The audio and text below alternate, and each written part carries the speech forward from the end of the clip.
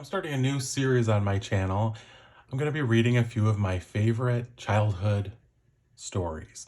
These were books that were bedtime stories for me as a child, and I recently came across several of them, and I thought it would be fun to make some videos reading them.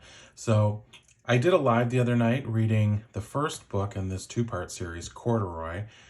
There's also the second book, A Pocket for Corduroy, and I'm going to read them both tonight in this video since they are a two-part series. So I'm going to reread now Corduroy by Don Freeman.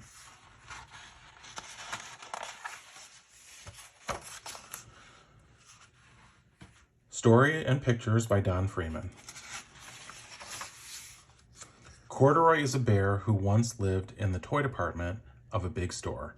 Day after day, he waited with all the other animals and dolls for somebody to come along and take him home. The store was always filled with shoppers buying all sorts of things, but no one ever seemed to want a small bear in green overalls. Then one morning, a little girl stopped and looked straight into Corduroy's bright eyes. "Oh, Mommy," she said, "look, there's the very bear I've always wanted." "Not today, dear," her mother sighed. "I've spent too much money already. Besides, he doesn't look new. He's lost the button to one of his shoulder straps." Corduroy watched them sadly as they walked away. "I didn't know I've lost a button," he said to himself. "Tonight I'll go and see if I can find it." Late that evening, when all the shoppers had gone and the doors were shut and locked, Corduroy climbed carefully down from his shelf and began searching everywhere on the floor for his lost button. Suddenly, he felt the floor moving under him. Quite by accident, he had stepped onto an escalator, and up he went. Could this be a mountain, he wondered? I think I've always wanted to climb a mountain. He stepped off the escalator as it reached the next floor, and there, before his eyes, was the most amazing sight. Tables and chairs and lamps and sofas and rows of beds. "This must be a palace," Corduroy gasped. "I guess I've always wanted to live in a palace." He wandered around, admiring the furniture. "This must be a bed," he said. "I've always wanted to sleep in a bed." And up he crawled into a large, thick mattress. All at once he saw something small and round. "Why, here's my button," he cried, and he tried to pick it up, but like all the other buttons on the mattress, it was tied down tight. He yanked and pulled with both paws until pop, off came the button, and off the mattress Corduroy toppled. Bang! Onto a tall floor lamp. Over it fell with a crash. Corduroy didn't know it, but there was someone else awake in the store.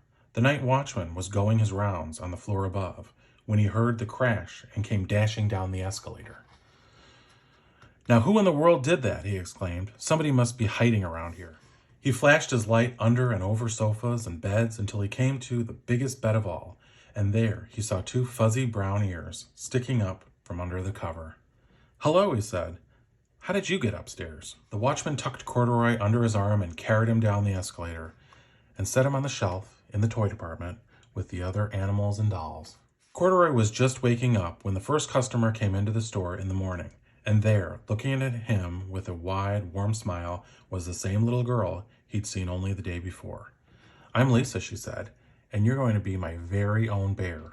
Last night I counted what I've saved in my piggy bank, and my mother said I could bring you home." "Shall I put him in a box for you?" the saleslady asked. "Oh, no thank you," Lisa answered, and carried Corduroy home in her arms. She ran all the way up 4 flights of stairs, into her family's apartment, and straight to her own bedroom. Corduroy blinked. There was a chair and a chest of drawers, and alongside a girl-sized bed stood a little bed, just the right size for him. The room was small, nothing like that enormous palace in the department store. "This must be home," he said. "I know I've always wanted a home." Lisa sat down with Corduroy on her lap and began to sew a button on his overalls.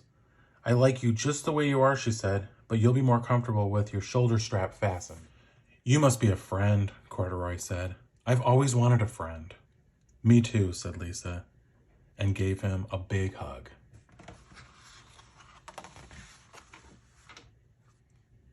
The next book is A Pocket for Corduroy by Don Freeman. Late one summer afternoon, Lisa and her mother took their laundry to the laundromat. As always on such trips, Lisa carried along her toy bear, Corduroy. The laundromat was a very busy place at this hour. "Now, Corduroy, you sit here and wait for me," Lisa said. "I'm going to help with our wash." Corduroy waited patiently. Then he suddenly perked up his ears. Lisa's mother was saying, Be sure to take everything out of your pockets, Lisa dear. You don't want your precious things to get all wet and soapy. Pockets? Said Corduroy to himself. I don't have a pocket. He slid off the chair. I must go find something to make a pocket out of, he said, and he began to look around. First, he came to a pile of fancy towels and washcloths, but nothing was the right size or color. Then he saw a huge stack of colorful clothes in a laundry bag. There ought to be something in there to make a pocket out of, he said. Without hesitating, he climbed inside the bag, which was filled with pieces of wet laundry. The dampness didn't bother Corduroy in the least. This must be a cave, he said, slightly happily. I've always wanted to live in a dark, cool cave. When the time came for Lisa to fetch her bear, he was gone. Oh, Mommy, she exclaimed, Corduroy isn't here where I left him. I'm sorry, honey, said her mother, but the laundromat will be closing soon. We must be getting home now. Lisa was reluctant to leave without Corduroy, but her mother insisted. You can come back tomorrow, she said. I'm sure he will still be here. As they left, a young man wearing an artist beret was taking his wet laundry out of a bag. The very bag Corduroy had discovered.